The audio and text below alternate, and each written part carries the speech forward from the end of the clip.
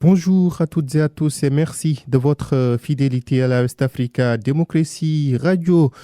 Nouvel épisode dans votre magazine hebdomadaire Jeunesse Active, votre espace d'échange jeune aborde aujourd'hui les contes. Voilà, ces histoires qui nous ont bercés, des histoires qu'on nous racontait quand on était jeune. Vous vous en rappelez certainement. Il s'agit bien des contes, ces histoires qui nous ont vu grandir. Et aujourd'hui, pour parler de ces thématiques importantes, on a le plaisir de recevoir Chaka Keita. Il est journaliste et professeur de Bamananka.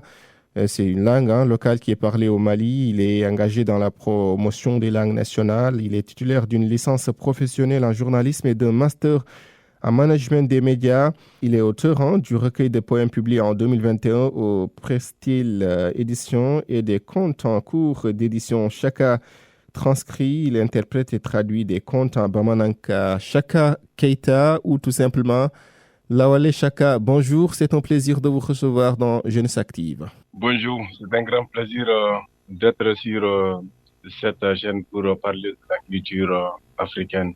Ça va quoi de neuf?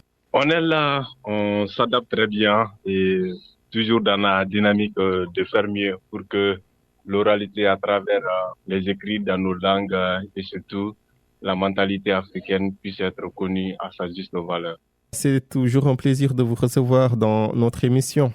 Merci, surtout le plaisir est très partagé. Surtout félicitations à vous pour l'initiative. Merci. Nous sommes également avec Marcel Awa qui nous parle d'Abidjan, titulaire d'un master en lettres modernes, option littérature générale. Il est amoureux des lettres. Il se donne pour pseudonyme comparatiste conteur. Marcel Awa, bonjour. Oui, bonjour à vous, M. Demba. Et avant tout propos, je tenais à vous remercier et à remercier aussi votre invité du Mali et aussi aux différents auditeurs et auditrices. Et c'est un honneur pour moi de me retrouver sur cette antenne, comme le nom de cette antenne, et parler encore de contes. Parce que parler de contes renvoie aussi aux rudiments même qui ont favorisé et encore su même exhumer de valeurs traditionnelles pour mieux se faire comprendre. Et tout le plaisir pour moi en cette soirée. Merci. Sinon, quoi de neuf à Abidjan? Tout se passe bien? Oui, tout se passe très bien ici en Abidjan. Voilà, parce que le climat est paisible et qui parle de littérature, parle de la vie moderne ici en Abidjan. Voilà, tout rime. Même si nous sommes en fin de vacances avec la rentrée, et on est très heureux de retrouver nos jeunes apprenants et partager encore de nouvelles expériences. Et c'est le plaisir qui est pour nous encore de se retrouver en famille pour mieux discuter. Super. Jeunesse Active, les contes, ces histoires qui nous ont bercés. Top, c'est parti. On va commencer avec vous, Lawale Chaka ou bien Chaka Keita. Tout d'abord, dites-nous pourquoi Lawale Chaka, avant d'entrer dans le vif du sujet. Lawale Chaka parce que tout simplement, je suis quelqu'un qui a l'habitude de se dire que oui, effectivement, en Afrique, nous avons également des modèles à suivre. Quand on parle d'histoire, quand on parle de géographie, on dit l'Antiquité grecque. Voilà, on renvoie tout à d'autres civilisations qui sont africaines. Et généralement, je dis Lawal qui est un mot d'origine arabe qui veut dire autrefois ou premièrement, mais qui est maintenant dans la langue bamanankan qui veut dire autant d'anciens. Donc, chaque fois, je disais également Lawal, jusqu'à ce que les gens me disent que oui, tu es quelqu'un de Lawal, donc tu es quelqu'un de temps passé. Bon, je prends ce nom avec plaisir, étant donné que ça me renvoie vers des ancêtres quand même. Alors, l'awal, comme vous l'avez dit, pour dire al-awal, qui est premier, en tout cas en arabe, comme vous avez eu à l'expliquer, Chaka Keita, dès l'entame de cette émission, j'ai dit que vous êtes auteur d'un recueil de poèmes publié en 2021 et que vous vous intéressez aux contes et maintenant vous écrivez des contes en Bamananka, une langue locale qui est très parlée en tout cas au Mali. Alors dites-nous pourquoi avez-vous choisi ce chemin, Chaka Keita? Effectivement, le Bamanankan, c'est d'abord pour répondre à une préoccupation vraiment nationale et africaine parce que en réalité, les grands travaux qui ont été effectués sur nos langues, d'ailleurs, considéraient nos langues comme des dialectes. Donc, je me suis dit, mais attendez, les autres peuvent ne pas nous respecter, mais nous, en tant que jeunes qui ont eu la chance d'aller à l'école, il faut que nous valorisions nos langues, il faut que nous montrions au monde entier qu'effectivement, nous pouvons nous faire raconter au monde par des mots qui sont propres à nous. Parce que vous n'êtes pas sans savoir que toute traduction est une trahison. Donc, le fait que les premiers textes qui étaient chez nous sont traduits vers français, ça fait que ça enlève une certaine subtilité. Et je me suis dit, mais pourquoi aller vers le français pourtant que j'ai la possibilité d'aller avec une langue qui est proprement à nous. Pour ceux qui connaissent un peu le Mali, je suis Keita, c'est-à-dire que je suis malinké, mais j'ai vu que Bamanankan, c'est une langue majoritairement parlée au Mali. C'est comme Wolof et Serer au Sénégal. Je me dis, moi, je vais prendre le Bamanankan pour atteindre un public vraiment large. Mais le conte, spécifiquement, c'est pour dire que il ne faut pas tout oublier. On nous a fait croire que tout ce qui n'est pas écrit est futile. Et là, je me suis dit, il faut que nous fassions recours à ce genre littéraire que nous pouvons dire aujourd'hui sous le contrôle de mon ami de la Côte d'Ivoire, que nous montrions des subtilités de ce genre. Parce que le conte, comme vous avez eu à le dire, on a grandi avec. C'était une manière de former la jeunesse. C'était une manière de cultiver le patriotisme, l'amour de soi et de l'autre. Mais par le temps, avec les nouveaux genres qui sont les Uruma et autre chose, qui sont très maniables avec la langue française, et on a eu la tendance d'oublier ça.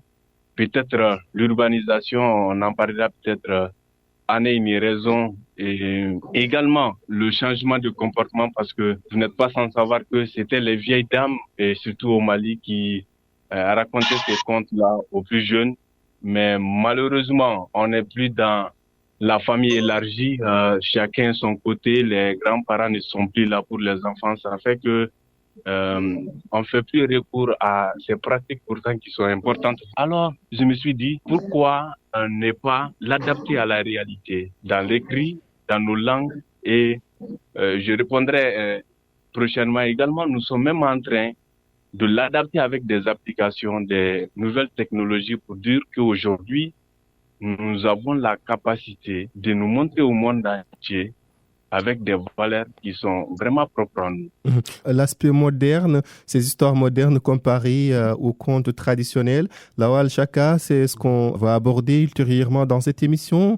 On va partir à Abidjan, retrouver notre cher ami Marcel Awa. Marcel, vous dites comparatiste, conteur. Pourquoi ce pseudonyme ? On parle d'abord du principe de la littérature générale comparée. La littérature générale comparée est née il n'y a pas un demi-siècle avec de grands théoriciens. D'abord, la littérature générale comparée met en exergue la relation des littératures, la relation qu'entretiennent les littératures. C'est-à-dire, dans cette posture, on ne peut pas mettre à l'écart une littérature quelconque pour l'appeler soit une littérature nationale ou encore une sous-littérature. Dans cette nouvelle appréhension de la littérature, chaque littérature est importante, que ce soit une littérature maghrébine, une littérature, comme le dit, ivoirienne, ou encore en général africaine, ou encore une littérature russe ou une littérature française. Toutes les littératures se valent. Et dans cette question-là, on essaie d'établir des rapprochements. Les rapprochements sont établis pas pour interpréter les divergences ou encore les convergences. C'est juste seulement apporter une complémentarité pour mieux se comprendre. Et en revenant à la question du conteur, ici, l'aspect est quoi? C'est-à-dire un comparatiste, celui-là même qui essaie d'établir des rapprochements entre plusieurs domaines de connaissances, en parlant de la littérature, se voit dans une posture de pouvoir exhumer les faits du passé en les mettant en exergue. Plus on essaie d'exhumer les faits du passé tout en les mettant en exergue, ici, on enseigne, on véhicule un message. Ici, la fonction est didactique. Et encore, la fonction est ludique. Vous voyez un peu, ici en Côte d'Ivoire, il y a plusieurs groupes ethniques. Je vais donner 3 groupes ethniques, par exemple. Il y a le Bété, Dida, Baoulé. Le Baoulé a une histoire. Mais cette histoire est mise en exergue de par sa langue maternelle. Maintenant, avec la mondialisation, les langues ne sont pas maîtrisées. Il faut traduire les contes pour les mettre en exergue. Et lorsque nous sommes en pourparlers, lorsque nous sommes encore en conclave ou en réunion, on utilise directement la traduction pour juste corroborer ou encore tirer des exemples, tirer encore des leçons, des faits passés, tout en convoquant un conte, soit Baoulé, Bété ou Dida. Partant de ce principe, le conte ici a un apport significatif dans la résolution ou encore dans la compréhension de 2 ou 3 individus et en exergue. Mais Marcel, dites-nous, qu'est-ce qui vous a attiré vers les contes, vous personnellement? Très bien. Et ce sont les différentes fonctions des contes qui m'ont attiré. La fonction didactique, la fonction ludique. De par le conte, on enseigne. De par le conte, on se divertit. De par le conte encore, on se rapproche des autres. Voici ce qui m'a motivé. Étant comparatrice encore, c'est notre approche de la littérature comparée que j'essaie de mettre en exergue. C'est pourquoi aussi je me suis fait appeler conteur. Marcel Awa, parlant du rôle didactique des contes, on s'est intéressé à un profil qui œuvre dans ce sens. Il s'agit de Ado Saleh, un conteur nigérien. Il est avec notre correspondant Murtala Zuberou. Écoutons. Bonjour, monsieur Ado Saleh. Bonjour. Pourquoi donc, dans le domaine artistique, vous avez également choisi de faire donc le conte? Si je dois me présenter en tant que conteur, je dirais que je suis Saleh Ado Mohamed. Ça, c'est mon nom à l'état civil. Et mon nom d'artiste est Tonton Ado Mandé. Pourquoi Tonton Ado Mandé? Parce que quand je fais mes contes, je dis Mandé, et puis les enfants ou bien le public répond et voilà pourquoi c'est devenu mon nom d'artiste, Tonton Ado Mandé. Bon, au départ, j'étais comédien et j'avais appris aussi à fabriquer des marionnettes et on faisait des spectacles de marionnettes. Et maintenant, pour faire les spectacles de marionnettes, on est obligé de raconter certaines parties de l'histoire. Donc, du coup, moi, particulièrement, ça m'a intéressé que depuis mon enfance, j'aime trop les contes. J'aime beaucoup les contes. On nous raconte seulement, j'avais une grande sœur qui nous racontait, mais à condition que tu récites une leçon. Donc, du coup, on fait tout pour apprendre les leçons, on apprend les exercices de maths, ainsi de suite, et on nous raconte des histoires. Moi, c'est comme ça, j'ai aimé les contes et j'ai découvert les contes aussi à travers l'école, la lecture, tout ça. Et maintenant, avec les marionnettes, après, il y a eu le projet lecture publique qui est venu au Niger dans les années 2000, 99-2000. On nous a demandé si on peut animer le bibliobus qui va suivre et aller dans les différentes bibliothèques pour inciter les élèves à la lecture. Donc voilà comment on a eu la force et le soutien de continuer dans ce métier, de devenir un conteur. Donc après, on raconte des contes qui sont dans les livres. On ne les finit pas, on dit au public la suite est dans le livre et ça intéresse les jeunes à aller vers la lecture et découvrir la suite de l'histoire. Autour des livres, vous avez donc des créations que vous-même vous faites en agençant vos idées. D'où vient alors l'inspiration? Bon, il y a des contes que presque tout Africain connaît, on a écouté pendant nos enfances, dans les familles, ou bien dans les familles des amis, ou bien dans le quartier, ou bien dans les villages. Et nous qui avions grandi à l'époque où la télévision n'était pas très populaire, où il y a une télévision dans tout le quartier, où 2 familles, 3 familles ont, les gens s'intéressent beaucoup plus à raconter des histoires à leurs enfants pour pouvoir les fixer la nuit à la maison, surtout pendant l'harmattan, pendant qu'il fait froid. On nous raconte des histoires qui font tellement peur des sorciers, des djinns, de ceci, cela. Et du coup, tu as peur de sortir la nuit dans l'obscurité et tu es obligé de rester à la maison. Et il y avait ces contes qui sont dans nos mémoires et il y avait les contes des livres qui nous intéressent. Quand tu lis, parfois, il y a des histoires qui t'intéressent, qui te restent. Donc, c'est autour de ça qu'on crée et on raconte. Et après, moi, j'ai participé à plusieurs ateliers de formation. Et du coup, j'ai appris certaines techniques pour écrire des contes, pour monter des contes en spectacle. Et du coup, parfois, j'écris moi-même, parfois, je prends dans des livres ou bien je demande à mon imaginaire des contes de mon enfance. C'est quoi aujourd'hui donc l'importance du conte au sein donc de la société, surtout nigérienne? Bon, le conte, comme définissait Hampateba, il a dit c'est l'histoire d'hier, dit aujourd'hui pour demain. Que quand on écoute la profondeur de ça, donc on doit comprendre que toute histoire, tout conte qu'on raconte aux enfants doit le servir dans son présent et doit l'orienter, le ramener dans son passé et le servir dans son futur. Ça veut dire quoi? Ça veut dire que c'est des leçons de morale, c'est des leçons de vie qu'on apprend à l'enfant dès le bas âge pour être courageux, pour être solidaire, pour développer en lui certaines vertus et dégager en lui certaines activités négatives et grandir digne pour être un homme, un vrai homme et un humain et respecter l'environnement, respecter autrui et vivre dans l'harmonie et la quiétude sociale. C'est ça le rôle fondamental du conte en Afrique. Quand on raconte les histoires aux enfants, quand on raconte aux adultes, quand on raconte aux femmes, il y a toujours ces portées pour qu'elles puissent entrer en nous et nous valoriser et nous galvaniser pour rester nous-mêmes et surtout ne pas être cupide, ne pas voir ce que l'autre a, moi je l'ai pas, éviter la jalousie, tout ça. Donc le conte vraiment était une école qui permet à l'homme de grandir dignement et de respecter son environnement, respecter l'autre et vivre vraiment et avec modestie et respect dans la société. Est-ce qu'aujourd'hui, avec l'évolution de la technologie, est-ce qu'aujourd'hui les enfants s'intéressent vraiment au conte? Bon, les enfants, quand on les raconte, ils sont déjà éblouis parce qu'ils découvrent quelque chose qu'ils n'ont pas eu. Et les parents, parfois, quand ils écoutent, ça les ramène dans leur passé et ils voient. Mais actuellement, avec les nouvelles technologies de l'information, le TIC, quand on dit Internet, tout ça, tout part vite. Et même la vie est devenue tellement chère et la ville a grandi et la ville a envahi même le village. De telle sorte que les gens sont tellement épuisés quand ils reviennent, ils cherchent que leur pitance quotidien. Donc, ils n'ont même pas le temps de discuter avec leurs enfants, à plus forte raison, à comprendre comment l'enfant la vit. Ils ne passent même pas assez de temps chez eux. Quand le papa sort, c'est pour chercher de quoi acheter les condiments, faire bouillir la marmite de demain ou bien avoir un truc aujourd'hui préparé demain. Donc, de telle sorte que l'être humain, donc la vie est devenue chère, qu'on n'a même pas le temps de rester pour réfléchir dans notre culture et qu'est-ce qu'on doit léguer aux enfants. Et les nouvelles technologies, la plupart des gens utilisent mal. Les gens, tu les vois sur WhatsApp, sur les réseaux sociaux, on voit autre chose. Et quand ils veulent copier, alors personne ne veut revenir à la source pour savoir. Et le jour où ils écoutent un conteur, ils sont tellement étonnés quand ils écoutent l'histoire. Ah, l'histoire, elle est intéressante. Oui, elle est intéressante, parce que toi, tu n'as pas eu le temps de poser la question à ton papa ou bien tu n'as pas eu le temps de chercher dans ta propre culture pour t'enrichir.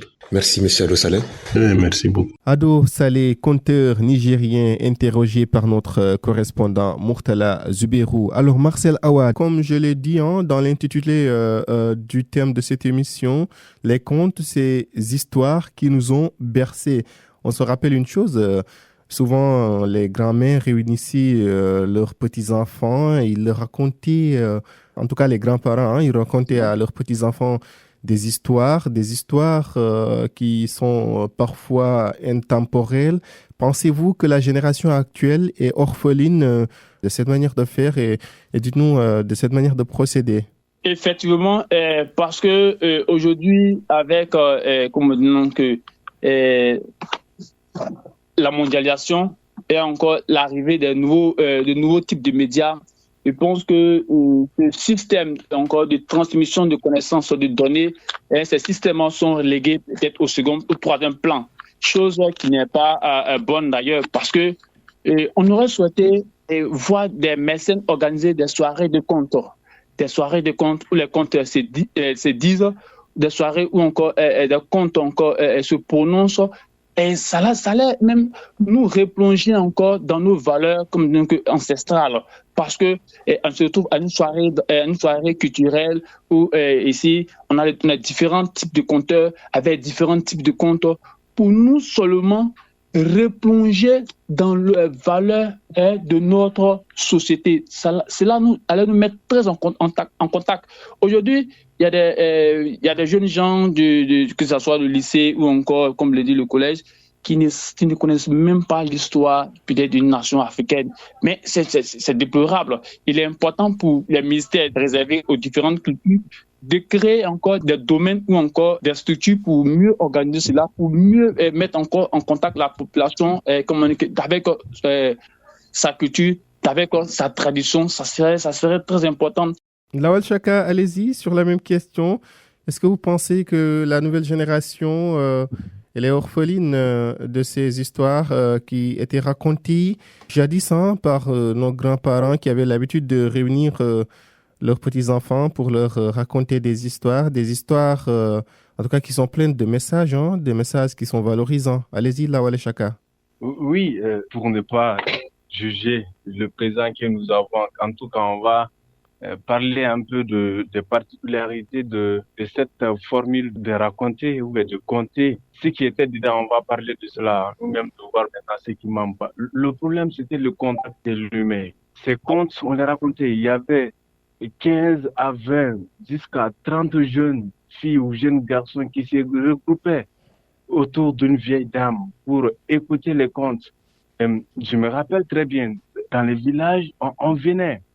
La vieille dame observait tout le monde, les jeunes gens qui étaient là. Et les personnes qui ne venaient pas, elles se posaient directement la question, où est telle personne? Directement, on savait si la personne était, si l'enfant faisait autre chose que de cela. C'était une manière de corriger les enfants, de les surveiller. Et ce qui était encore dedans, c'était cette notion de l'esprit d'écoute.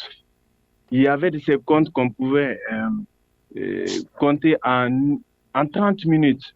Mais la vieille dame faisait des tournures pour faire retenir les enfants, les faire écouter ces trucs qui pouvaient prendre jusqu'à 15 jours à un mois. Il y avait un suspense. Pour cultiver, oui, effectivement, c'était pour cultiver l'esprit d'écoute chez les enfants. Et c'est ce qui nous manque généralement aujourd'hui.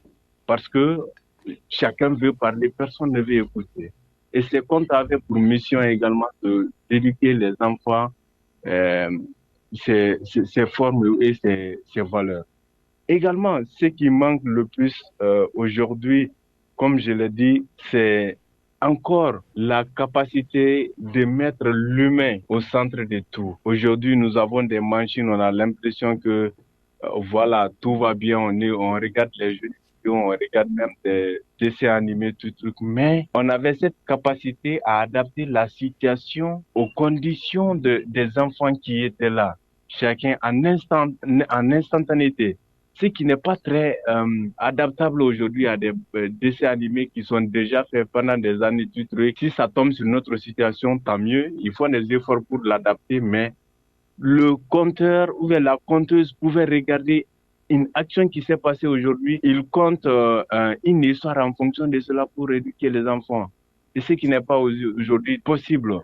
Donc, pour dire que malgré l'évolution, il y a en tout cas ce manque qui est là et qu'on doit normalement faire un effort pour le rattraper. Justement, Chaka Keita, vous l'avez dit, il y a un souci en tout cas de pérenniser ces histoires qui étaient racontées dans le passé. Aujourd'hui, il y a ce besoin en tout cas de pérenniser ces contes pour qu'ils puissent servir à la nouvelle génération. Vous qui évoluez dans le domaine, comment est-ce que vous faites pour réadapter les histoires qui étaient racontées jadis afin qu'elles puissent servir à la nouvelle génération? Au Mali, maintenant, de façon générale, il y a des initiatives qui sont prises ça et là. Par exemple, avec l'UNESCO, il y a des groupes de dames qui forment des mamans à des contes pour enfants. Bon, généralement, on va dire comme cela pour le pléonasme, qui forment les femmes et ainsi de suite. Ces femmes également dans les foyers apprennent ces contes-là aux enfants. C'est généralement des petits projets qui se passent.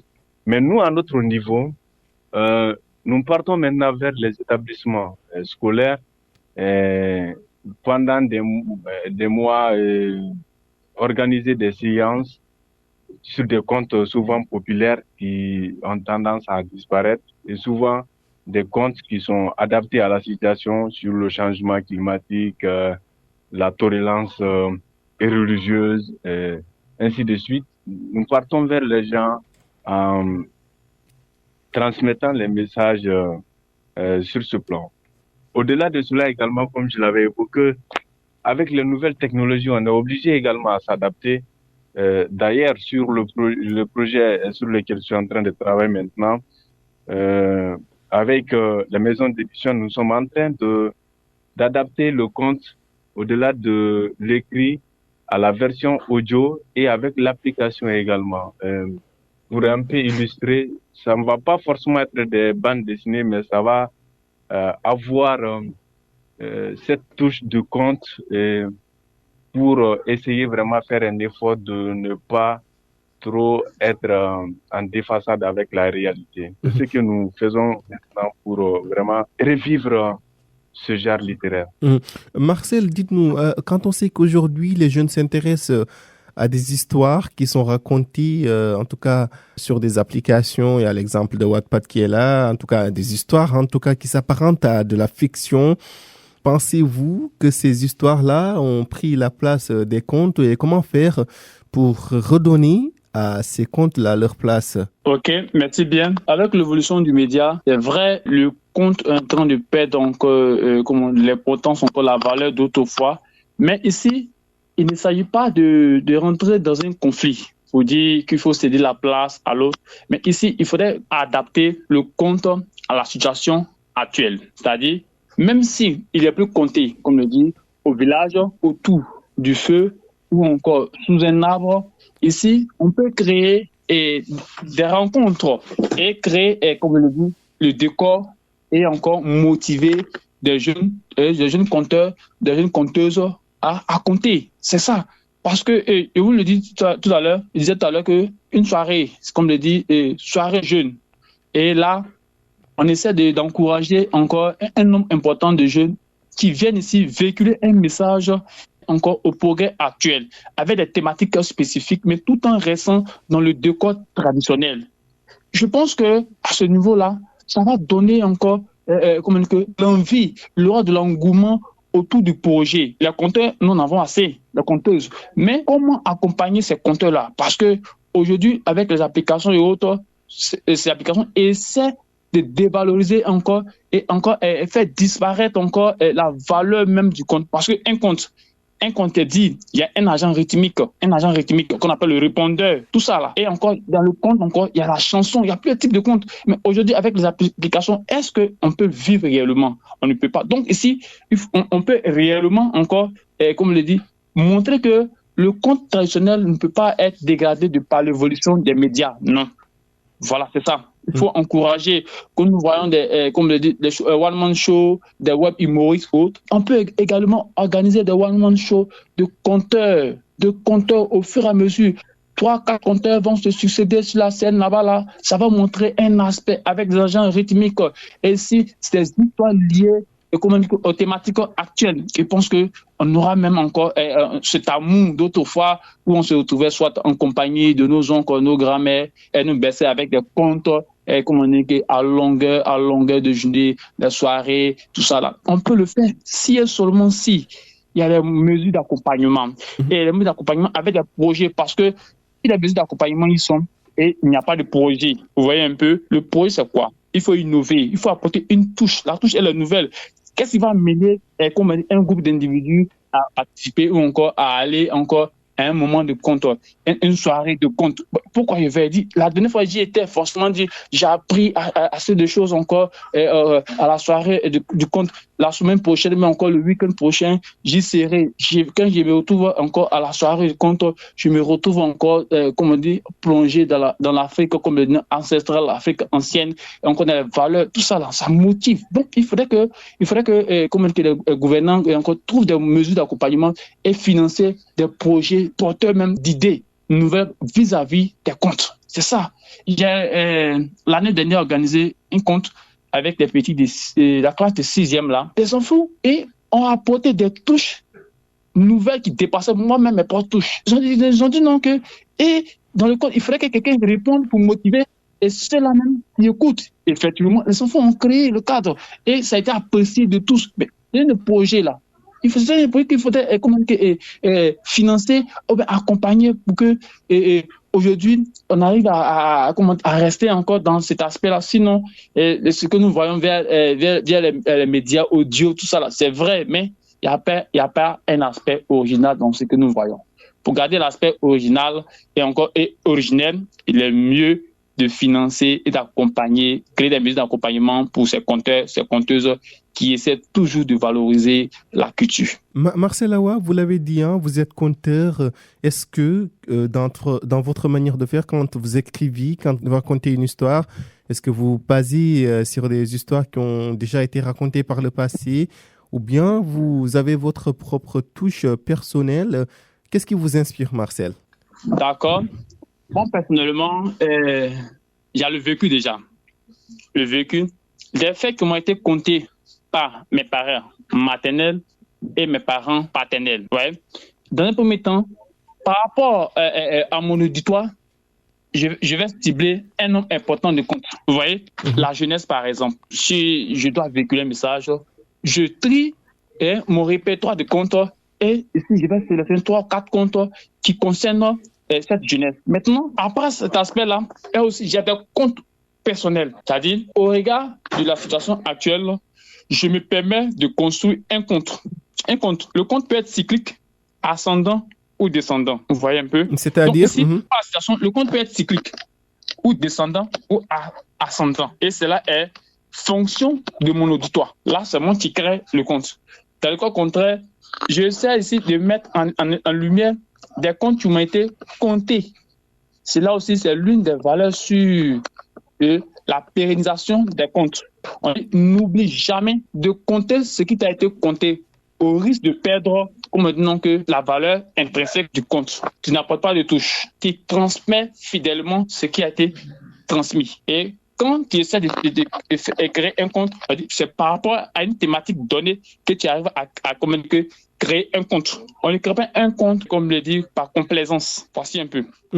Lawal Chaka, sur la même question, vous, est-ce que vous reproduisez des comptes qui ont déjà été comptés, hein?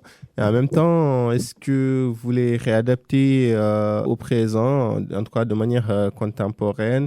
Ou bien vous avez votre touche personnelle? Qu'est-ce qui vous inspire? J'ai eu cette chance de travailler sur le compte sur plusieurs volets. Premièrement, j'ai eu la chance de pouvoir transcrire et d'interpréter. Donc, quand il s'agit des créations, moi-même, je ne rentre pas dans l'histoire. Je m'adapte à la réalité du moment et faire des comptes en fonction de cela. Parce que ce qui a été le problème du conte, il faut le dire, aujourd'hui, ça s'est fait, les maisons d'édition l'acceptent aujourd'hui, mais pendant des années, on était dans cette formule du conte. Il faut toujours compter ce qu'on t'a compté. Il n'y avait vraiment pas cette possibilité de création artistique, des touches personnelles qui étaient vraiment là. Peut-être les gens essayaient de voir la sensibilité du public pour ne pas dire certaines choses ou dire autre chose. Mais pendant longtemps, on était dans cette transmission. Ce qui a d'ailleurs appauvri le genre conte au vis-à-vis des légendes ou des mythes ou d'autres formes littéraires. Je parle toujours aussi le contrôle de Marcel. Mais aujourd'hui, quant à moi, je m'adapte à la situation. Je m'inspire, par exemple, mes textes inédits maintenant, c'est sur le changement climatique, c'est sur l'éducation des enfants, pas des jeunes filles, mais des enfants. Et encore, c'est sur le terrorisme. Ce sont des questions qui n'ont pas trop été abordées dans notre histoire de façon très subtile parce que c'était lié à des groupes d'ethnie ou à des religions. Maintenant, il faut aborder la question sous d'autres angles. Voilà un peu ce que je fais, la manière dont je procède pour créer des contenus. Je l'ai dit dans l'entame de cette émission, Lawal Chaka, vous écrivez des contes, mais c'est dans votre langue maternelle, en tout cas l'une des langues les plus parlées au Mali, le Bamanankan. Est-ce que le fait d'écrire des contes dans cette langue, est-ce que cela vend? Ça, vous savez, c'est une question de conviction. Pour un début, c'est très difficile. J'ai été obligé d'adapter certains de mes textes à des podcasts parce que, premièrement, l'alphabétisation n'est pas à la hauteur. Au Mali, les gens parlent Bamanankan, mais s'il s'agit de lire, c'est très peu. Donc, j'ai été obligé d'adapter maintenant les textes au format audio pour que les gens puissent l'écouter. Et quant à l'achat, mais sans vous mentir, les éditeurs même ont peur. Quand vous le dites, ils disent bon, en langue locale, ça ne s'achète pas. Donc, c'est l'auteur même qui met la main dans la poche pour éditer les documents au compte d'auteur. Pourtant, si c'est en français, ils vont les publier au compte d'éditeur. Mais avant de terminer cela, je tenais à répondre à une préoccupation de Monsieur Marcel quand il parlait de des nouvelles technologies. Moi, je pense qu'il faut faire extrêmement attention. Aujourd'hui, nous devons l'accepter. Adapter les comptes aujourd'hui à des formats de nouvelles technologies, des multimédias, ce n'est pas un recul. Aujourd'hui, nous avons des podcasts qui sont écoutés à des millions par jour. Et je pense également que c'est à nous de réfléchir, de mettre des contenus très lourds dans nos podcasts en formant compte pour que ce soit écouté. Moi, je connais, il y a des plateformes, ils comptent en français, ils sont beaucoup mieux écoutés. Et ça fait que non seulement on valorise la langue française, l'histoire qui est derrière également, qui est liée à la culture française ou européenne est partie.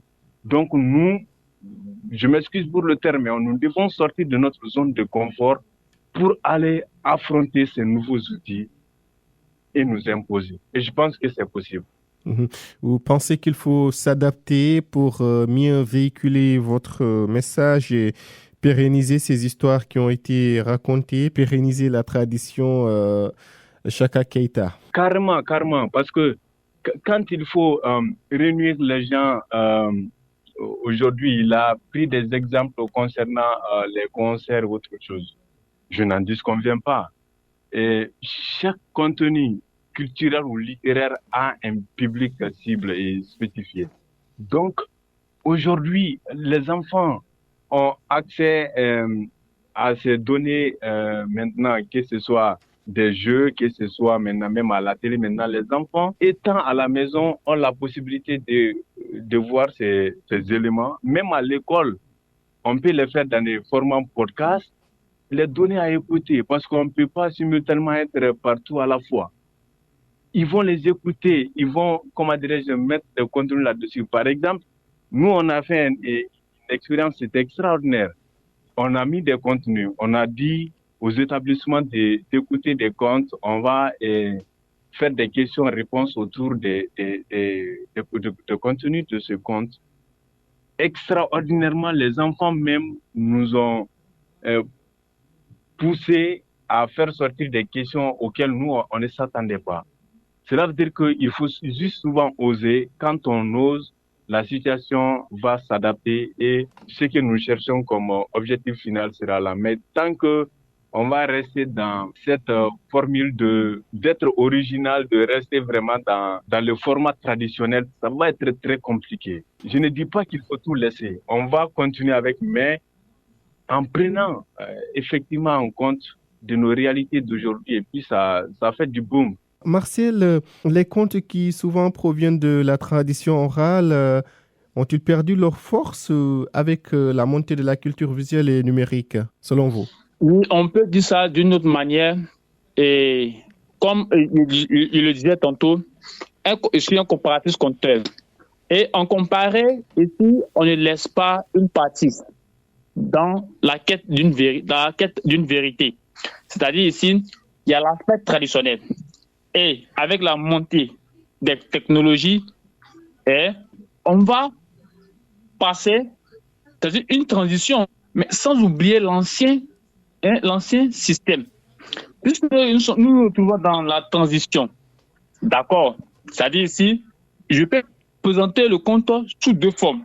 Je peux dire, je me produis en spectacle, aussi comme l'a dit notre cher ami du Mali, et faire écouter le conte aussi aux enfants, mais pas abandonner l'ancien système pour se retrouver dans la nouvelle forme, c'est-à-dire faire enregistrer sur des supports comme non.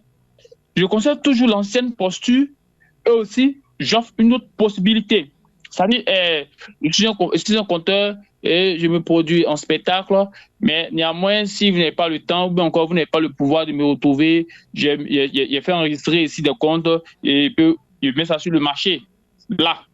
Mais pas, vous dites donc qu'avec la montée de nouvelles technologies, je laisse l'ancien système où je me produisais en spectacle ou encore j'allais encore à des moments de compte et me retrouver maintenant et dire mes comptes et les enregistrer sur les supports pour la vente ou encore pour des événements socio-culturels. Non, on ne peut pas faire. C'est-à-dire ici, c'est une complémentarité.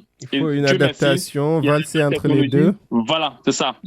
On va rester dans l'an 2, c'est-à-dire ici, c'est l'intersection.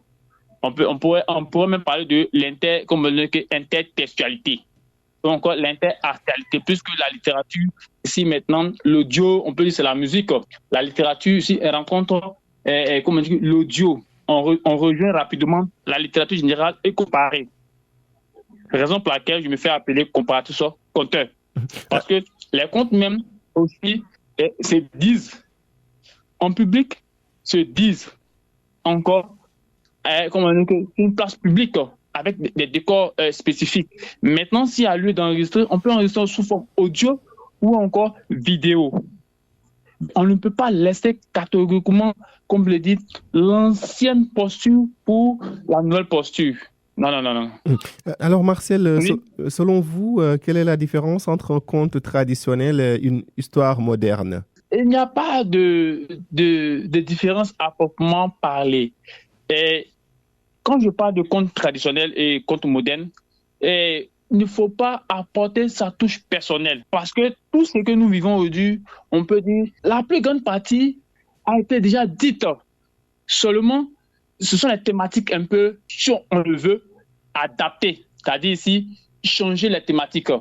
La dernière fois, si j'avais un conte, tu parlais soit du vol. Et aujourd'hui, je parle de la méchanceté. Vous voyez un peu? Je retire ou encore je construis un nouveau compte pour juste adapter, ou encore juste introduire mon thème, la thématique. Donc ici, il n'y a pas de différence. Il n'y a pas de différence à proprement parler. Mais ici, ces deux formes de compte doivent être complémentaires. Sinon, on dira qu'il y a une défaillance ou encore il y a une différence qui va exister. Ça, c'est pas intéressant. Et je vais vous donner un exemple de compte. Le gars, un collègue, et il a dit un compte, comme le dit, 2 jours avant notre rencontre. Et il dit qu'il essaie d'enregistrer la sous forme audio pour envoyer à quelqu'un, mais il constate que comme il ne se retrouve pas avec ses agents rythmiques qu'on appelle les répondants, il n'a pas dit concrètement, ils ne sont pas l'ambiance parce qu'il faut aussi un public. C'est le public encore qui motive le compteur, le public, les opérations du public. Les cris, comme on dit on appelle ça les cris, les cris de motivation. Dis encore, c'est bien. Qu'est-ce qu'il avait dit? Il dit, il était une fois. Mon gars disait, là-bas dans le public, il dit, dis encore, faut tout dire. Bon, tout ça motive. Mais quand il veut faire un enregistrement, ces personnes-là ne se retrouvent pas là. Vous voyez un peu. Donc, est-ce que le compteur aura cette même motivation de dire le compte textuellement? Parce que quand le compte est dit, on a des agents rythmiques qu'on appelle les répondants et le public qui lance des cris et encore tout ça là motive, ça crée un cadre spécifique pour que le compteur encore ça arrive même à donner même le meilleur de lui-même. Mais quand on essaie d'enregistrer, c'est vrai, mais là, tout n'est pas donné. C'est comme si le compteur va dire, mais pas textuellement ce qu'il devait dire. Chaka Keita, très rapidement, puisqu'on se dirige vers la fin de cette émission, très rapidement, Chaka Keita, une réaction par rapport à cette différence entre un conte traditionnel et une histoire moderne. Allez-y. Voilà toute l'ambiguïté même de mon personnage et de ma façon de voir le monde en réalité. Je m'excuse, cette formule de présenter surtout le conte, c'est ce qui a fait que le conte est vraiment en retard aujourd'hui par rapport aux autres genres oraux. Il faut très catégoriquement le dire parce que le compte, on a essayé de mettre trop de barrières. Par exemple, il tient à la tradition. J'aime la tradition, mais il faut évoluer. Par exemple, les comptes traditionnels, il faut compter ce qu'on vous a compté, comme je l'ai dit. Mais aujourd'hui, quand il faut compter ce qu'on nous a compté, qui va nous parler des menstrues dans les comptes aujourd'hui, qui va nous parler de l'excision dans les comptes, vous m'excusez pour le terme, qui va nous oser parler de l'orientation sexuelle dans les comptes aujourd'hui. Mais pourtant, ce sont des sujets d'actualité aujourd'hui qu'il faut en débattre, que l'on soit d'accord ou pas. Et là, la formule traditionnelle ne nous permet pas cela. La formule traditionnelle, il y a une forme de censure que l'on oublie. Et actuellement, la forme moderne nous donne cette liberté d'aller au-delà des limites, tout en parlant dans la différence, bien sûr. Mais si il faut tenir compte de quelque chose dans cette forme traditionnelle, selon moi, il s'agit de voir les faits qui peuvent inspirer la génération d'aujourd'hui, les prendre ou les figures dans l'histoire, peut-être, pourquoi pas les pères fondateurs, les prendre et les mettre dans des comptes aujourd'hui pour magnifier les trucs. Là, je suis d'accord.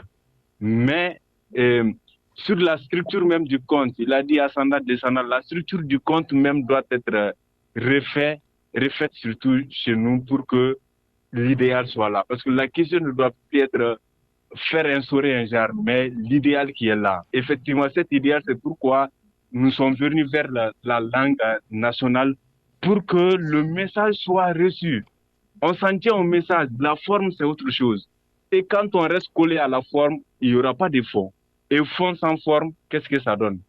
Très rapidement, l'avenir du conte, selon vous, Lawal Chaka, très rapidement, 30 secondes. L'avenir du conte, c'est surtout que chacun adapte le conte à la réalité de son environnement tout en restant original aux sensibilités, aux croyances et surtout à l'éducation de sa communauté. Allez-y, Marcel Awa, sur la même question. Où est-ce que vous voyez le conte dans les années à venir? Très rapidement. D'accord. Dans les années à venir, le conte doit garder sa posture originelle pour apporter une touche à cette nouvelle génération de conteurs, encore à la mondialité.